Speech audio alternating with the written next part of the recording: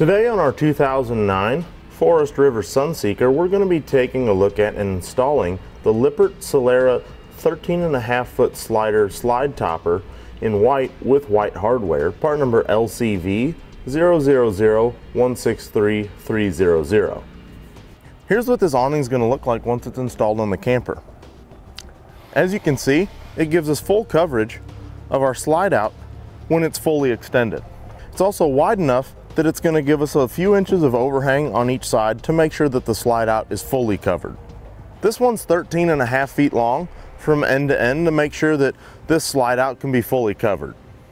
This awning is going to attach to the camper the same way that one from the factory would, both here on the slide out itself and here on the wall of the camper.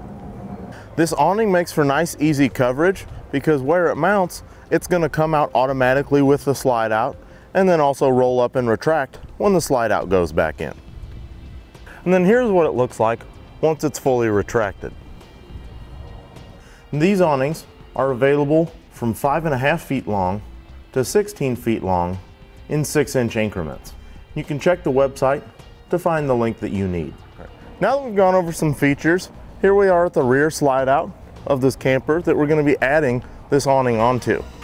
So the first thing that we'll need to do is we'll need to make sure that our cord rail, which is going to be stuck and fastened up here to the side of our camper, is going to be level all the way across. So I'm going to use a tape measure, and then I'll just measure in various locations and mark it so that I know what height I'm going to be working at. And where we mark, we want to be sure that we measure a couple inches up so that there will be a slope to the awning when the slide out is pulled out so that the water will run off. Now you want to make sure that your cord rails, when you put them up into place, are as centered as you can get them. We're going to need to use some butyl tape, and you can get that on our site, part number CAM25013. And you may need to pick up a couple rolls depending on the size of your awning.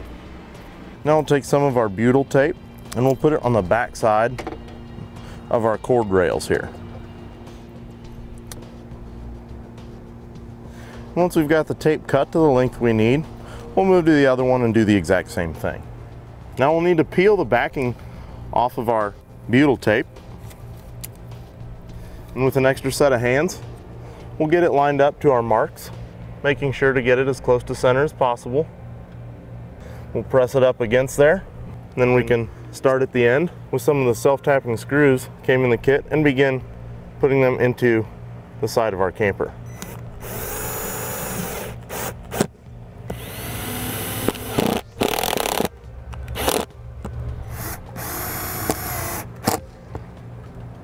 So now we'll remove the backing off of our tape on the other one.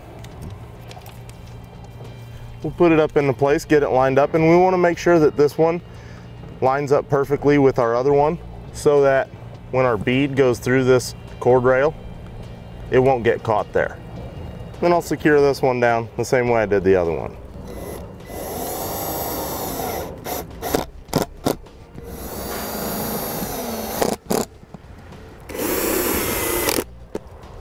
Now we can take our hex rods and we'll take the side that has the hole drilled in it, and from the inside towards our awning, we'll feed it into our roll bar here.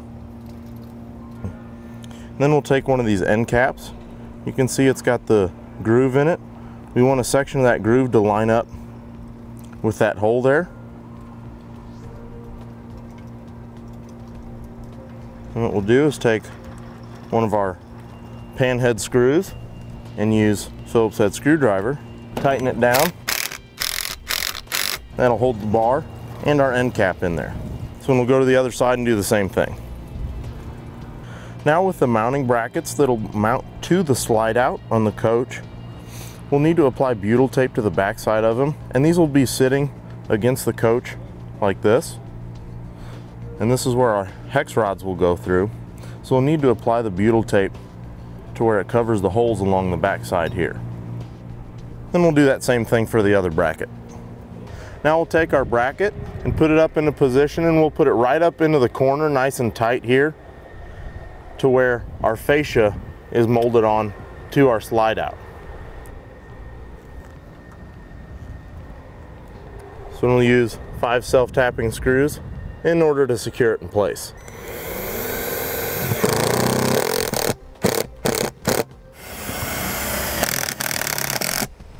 Then we'll go to the other side and do the same thing. Now we can remove our paper wraps that help hold this in place.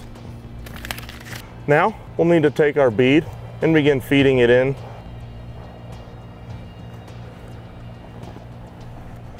As you do this, you want to make sure that you've got your awning facing the correct direction.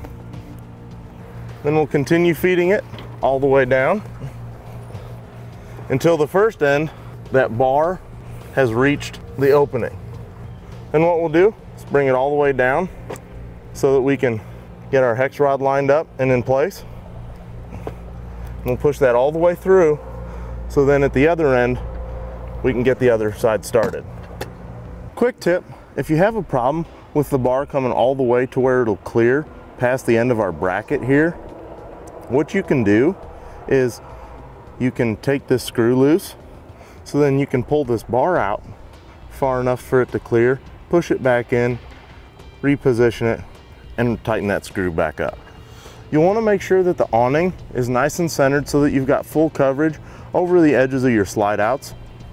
And once it's centered, using these 2 holes on the bracket, we'll take 2 of the Whitehead self-tapping screws and put them in to hold the awning in place.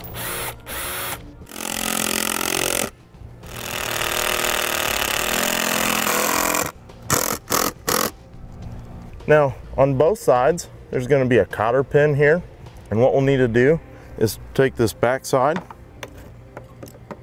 and pull it down.